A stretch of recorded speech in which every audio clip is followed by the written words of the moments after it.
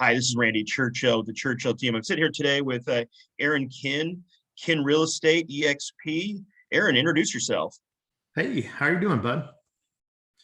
I am a 20-year plus vet of the real estate industry. I've done everything. I've been with the small brokerage, then went into KW in '03 through '09. And in '09, I decided to open up my own brokerage and had that for 9 years before, someone came knocking and telling me about EXP. And actually, I got introduced to it 2 or 3 years prior. Kind of kicking myself I didn't do it then, but I asked questions and the person didn't have an answer, to tell me exactly how it was going to benefit me. And then when the person came along that did, his name's Jeff in Colorado, it was very easy for me to see how it would benefit my business. So we moved into EXP in April of 18. So there were 6,500 agents when I came in. Well, I think we just passed 70,000, so it's pretty exciting. Yeah. And here's the big question. I think that how everybody sees it. Everybody sees the great pyramid, blah blah blah. But in reality, how has EXP changed your life and maybe your family's life? Yeah, so EXP, the thing I saw immediately was the stock accumulation, because I had been in real estate 15 plus years at the time. And I didn't really have anything to show for it. I had a couple rentals, I owned my own home, that kind of thing. But I was in that mindset of always pouring money back into the business. So when I make commission checks, pouring it back in, and I always said, oh, I'd invest here or invest there, but I never did. And the reality is most agents don't, because when you have a low month, what do? You go into the coffers and pull out the money, and that's where it goes, right? So the first big draw for me was the stock. And even if it stayed the same, it was kind of like a forced retirement. They gave you stock when, you sold your first home every single year.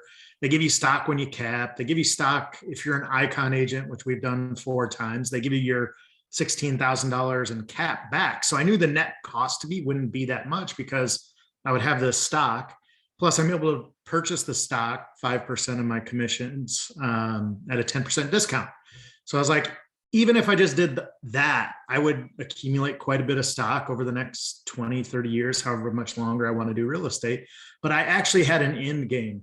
When I was doing real estate before, even as a broker, really the end game was maybe you get bought out and you hoped the number was big enough, Randy, and you never knew what that was going to be. In this case, I don't really need to get bought out because I have this accumulation, and we've accumulated about 17,000 shares of stock. So, at $30 a share, do quick math, it's not too bad. I have a little retirement nest egg that I can still build into for the next, 10, 15, 20 years, or whatever long I want to work. Well, I think, as you look at a brick and mortar brokerages, you always see the manager cruise in with a Porsche or has a vacation house. and I think in that model, the agents are helping the broker retire. In our model, the broker is helping the agent retire. I think it's, revolutionary, that thought process in changing things, how much EXP tries to help the agent retire from real estate. And I think to take it a next step further too, because I was a broker and I was never broker than when I was the broker, because you have all these extra ancillary costs. But I can, like building costs, like you just mentioned, but you have E&O insurance that you got to pay for. That's several $1,000s a year. You have all the stuff that goes along with owning the building. Plus, you have to make sure that all your files are in order, document I's dotted, T's crossed, so the state doesn't come after you, right? So you have to have certain people to audit those things that cost you money. Everything costs you a little bit more money when you're a broker. So if you don't grow a huge brokerage, which most don't, they run them like a team, like I did. It's actually a worse plan than being a part of something like EXP, where I can run my business just like I ran my brokerage. I just have EXP tagged along with it, and now I get all the benefits, and they take all the risk, right? Absolutely, no, quite. It really, if you hit your numbers and you reach Icon, EXP is really paying us to work there. Yeah, my first year, this is crazy, but my first year there, I was on 188% split.